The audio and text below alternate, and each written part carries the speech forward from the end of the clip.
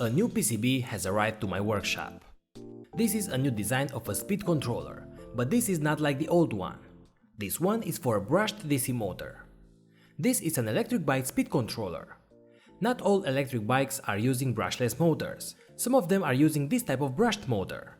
Actually, I would like to build my own kart with this motor. But since my workshop is not the place for this kind of work, like welding metals, cutting bars and so on, I will stick just to the electronic part of this project for now. So I've made this ESC module. And inside we have the PCB. A DC motor electric bike speed controller should have the battery supply, one phase connection for the motor, throttle input from a potentiometer, the speed read from a Hall sensor, brake input and indicators for the brake light and the power on. This board once again is based on the Arduino. It has 3 power MOSFET in parallel and works up to 36 volts and around 300 watts for safety. This PCB had some fails, but I've corrected those in the final schematic. So let's see how this works, what components we need, how I've made it and test it out. Make sure that you subscribe and activate the bell. So guys, let's get started.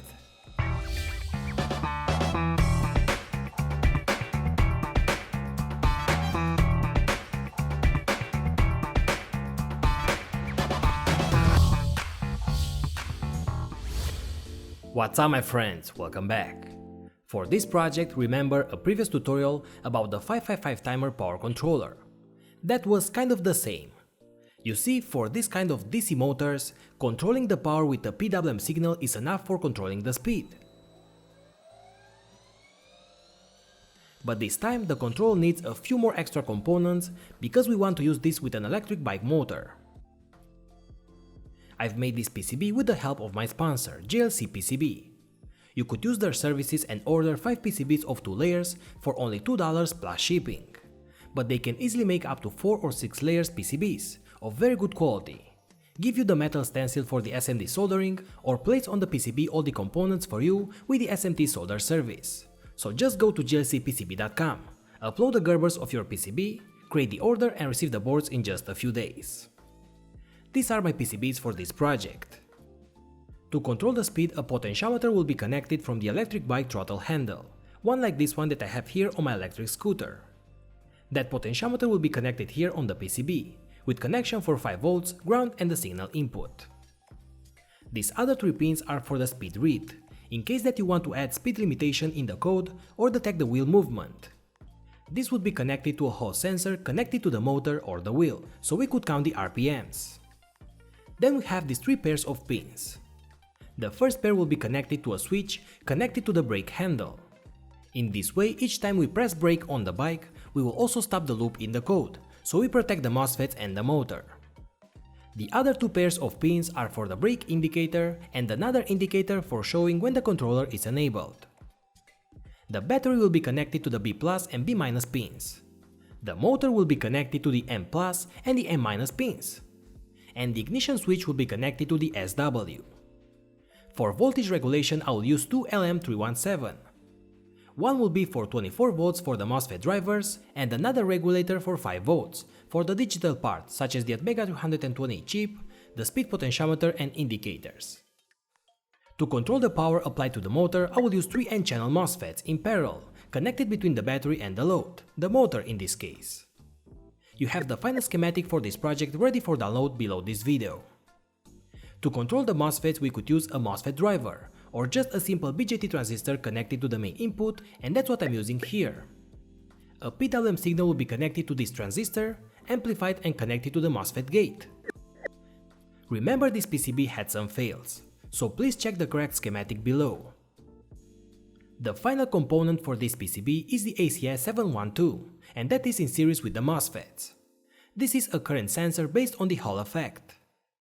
We use this to add a current limit to our speed controller. If that limit is overpassed, we lower the PWM signal, so we lower the power applied to the motor. In this way we can protect the motor and the circuit. All these limits could be set in the code, so make sure that you read all the lines in the code. Okay guys, so check the part list below. Download the Gerbers if you want to order the same PCB for this project. Get the schematic and let's mount the PCB. The components order goes like this. As always, we first solder the power regulation components, because if there is a problem, we won't burn the entire board. So first we solder the LM317 ICs, the capacitors, the resistors, and everything that you see in this box here on the schematic. The resistors and some capacitors are 0805 package. So what I do is to add a solder point and carefully add the resistor. I also solder some cables to the B- and the SW- pads and connect 35 volts at the input from the supply. Now check the regulator's output and make sure that on C4 we have around 23.5 volts. And also that on R4 resistor we have 5 volts. The voltage output is given by the resistor values. Okay, so the regulators are okay. Now that power is done, we can solder the Atmega chip, the 16 MHz crystal, the C12 and 13 capacitors, and all the components that you can see in this square here on the schematic, because these are all the components that we need for the basic configuration of the Atmega chip. In my case, to spare some time, I've took the chip from an old Arduino Nano. In this way we don't have to burn a new bootloader, and also I already know that the chip works. If you use a brand new microcontroller, make sure that you check below the links where I show you how to burn the bootloader to that chip. Okay guys, so when we have the chip in place, we connect an FTDI programmer like this one to the ward pins, which are these pins here. And now we upload any code in order to test if the chip works. I usually upload something like this that uses the serial monitor so I could see that it's working properly. As you can see, I run the monitor and I get the counter so the chip works. Now that I know the IC works, we can solder the rest of the components. So follow the schematic and solder the MOSFETs, the BJT, the small current sensor IC, the rest of the capacitors and resistors, and so on. Now the PCB is ready, so we could program it. So connect once again the FTDI programmer, download the example code from below, make sure that you read it line by line, select the Arduino Nano board, compile and upload. In the code, if the throttle input from the potentiometer is higher than the set point, we increase the PWM signal, so we increase the speed. But we do this only if the brake input is high, because the brake pin has a pull-up. When the brake input is low, that means that the brake was pressed, so we put the PWM signal to 0. At the same time, we read the voltage from the current sensor and calculate the current value. If this value is higher than the limit we set in the code, we decrease the PWM signal. So that will make sure that the limit won't be overpassed. Using the speed input pin, we count the RPMs. We only activate the PWM signal if the RPM value is higher than the limit that we set in the code. We do this in order to protect the motor from humming and also the circuit from burning out, because when the motor starts with no help, it draws a lot of current. In this way we make sure that we won't start accelerating from 0. But unfortunately the PCB had some mistakes, so I've burned a few Atmega chips till I found the problem. I had the short circuit that I've missed on the schematic on the ESC 712 chip. So I've burned that chip, but also the microcontroller. I do have spares for the Atmega chips from some Arduino Pro Minis, so I could change that. But I don't have the current sensor for now, so we won't be able to test that feature. I've also made some tests on the breadboard, and I figured out that using just one BJT transistor as a driver is a lot better, so I've changed that on the PCB as well. So please don't take this PCB in consideration. It's just the first version and I had a lot of fails, but I've corrected those in the final schematic that you could download from below. I've also burned a few MOSFETs, since without a good heat dissipator, after 1 minute or so of use, they will burn out. So make sure that when you test the PCB, you also add some heat sinks. Anyway, I connect wires to the input and the output of the PCB. I connect the potentiometer to the throttle input. These ugly heat dissipators are just for this test. Now I connect power and increase throttle, and there you go. We can control the speed of this powerful motor.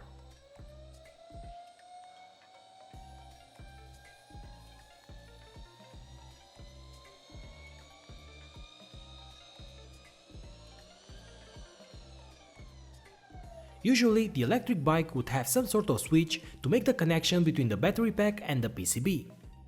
For that, you could connect a switch between the S plus and minus as ignition key. If you make connection between the brake pins, the PWM code should stop, and by that we don't provide power to the motor anymore. When you accelerate, the indicator pins will go high, so you could connect some LEDs to these pins. By connecting a Hall sensor from the wheel to the speed-in pin, you could count the RPMs in the code. But not just that, but as a safety feature, usually ESCs won't activate the output till they don't detect at least a few RPMs. And that's because the first rotations could use huge amounts of current, and that will burn the MOSFETs. This PCB could also have current limit, but unfortunately I've burned out the IC, so we can test that feature. Actually, this entire PCB should be connected to your electric bike like this. And because I don't have the electric bike for now, take a look at these connections. So guys, the controller kind of works. But you see, one of the most important parts for a homemade controller like this one is to be able to control so much power. But at this much power, the MOSFETs will get hot very fast. So that's why commercial speed controllers like this one are enclosed into a metal case. Actually, the entire case is a heat dissipator. So we need to connect the MOSFETs to some sort of heat dissipator. In my case, to keep this whole project homemade, I have this aluminum case, and I hope this will be enough. We also need some heat transfer paste like this one to put between the MOSFETs and the case. I make some measurements, I mark the spots with a hammer, and then I make the holes in the case. I will use some M3 screws to fix the MOSFETs in place. At the same time, we could also screw in place the voltage regulators. Also make sure that you use this type of plastic washer, so there is no contact between the MOSFETs and the metal screw, or maybe just use a plastic silicone screw like this one. As you can see, this commercial speed controller has all the wires outputs and inputs. So before you place the PCB inside of the case, solder all the wires to the pads. Then we make some holes in the case for the wires. Make sure that you insulate the bottom part of the case as well, so the PCB won't touch the metal case and create a short circuit. Now I screw in place the PCB inside of the case. I first add the heat transfer paste and I screw the MOSFETs. You could also add some rubber around the screws so it will also be water sealed. Now you could use some epoxy or silicone to keep the wires in place, even if you pull on them. Now everything is ready, so we can close the case, and my homemade speed controller for DC brushed motors is ready.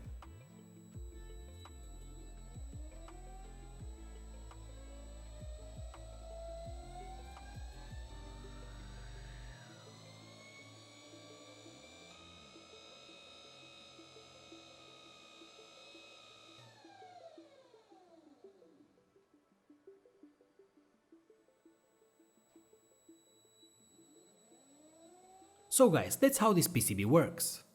A better heat dissipation would allow us to get to even higher power. The tracks on the PCB must be thick enough, and I've also filled them with solder, so they could handle even more current. As you can see on the PCB, the power tracks are exposed, so we could add solder. Feel free to improve this project as you like. Also take a look at the code, and remember that you can limit the speed and the current values in that code. I will post a future improved version for sure, so stay tuned. I hope that you have learned something new. If so, give a like to this video and share it with your friends. If you are new to this channel, make sure that you subscribe and activate the bell. Thank you very much to all my patrons for supporting my work. So thanks again and see you later guys.